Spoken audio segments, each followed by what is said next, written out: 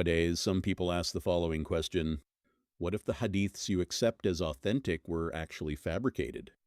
This question, which seems reasonable at first glance, is not in fact evidence on its own, because the same logic can be applied to all historical information as well. Did Fatih Sultan Mehmet really conquer Istanbul, or was this information fabricated? Did Aristotle really live, or was he made up later? Was Julius Caesar really assassinated, or was all of this written later?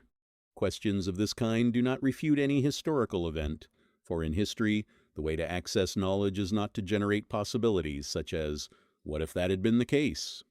But to evaluate the available evidence. That is precisely what the science of hadith does. Islamic scholars did not accept the sayings transmitted from the Prophet, peace be upon him, indiscriminately. On the contrary, they developed one of the most detailed systems of tradition analysis in human history. This system is called the methodology of hadith. The fundamental aim of the methodology of hadith is to investigate, using the most reliable methods possible, whether a narration truly originates from Prophet Muhammad, peace be upon him. To this end, the isnad of the narration, that is, the chain of transmission, is first examined.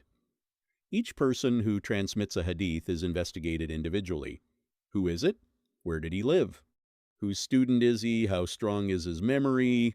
What did the scholars of his time say regarding his reliability? Has it ever been established that he lied? Did he actually have the opportunity to meet the person from whom he received the hadith? Did their lives overlap? Is there a break in the chain of transmission between the two narrators? All these questions are answered one by one. Furthermore, not only the narrators, but also the text of the hadith itself is examined. Does it clearly contradict the Quran? Does it conflict with more reliable narrations? Is there a historical or logical issue within the text? Is it supported by other authentic narrations?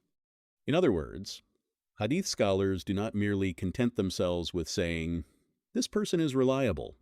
They subject both the chain of transmission, sanad, and the text, man, of the narration to a multifaceted analysis. Moreover, they do not stop there. Volumes of biographical works have been written about the thousands of narrators who transmitted hadiths. In these works, the narrators' levels of reliability, the state of their memories, their characters, error rates, and scholarly standing have been recorded in detail. This discipline is known as the science of times, jar times, and times tadil.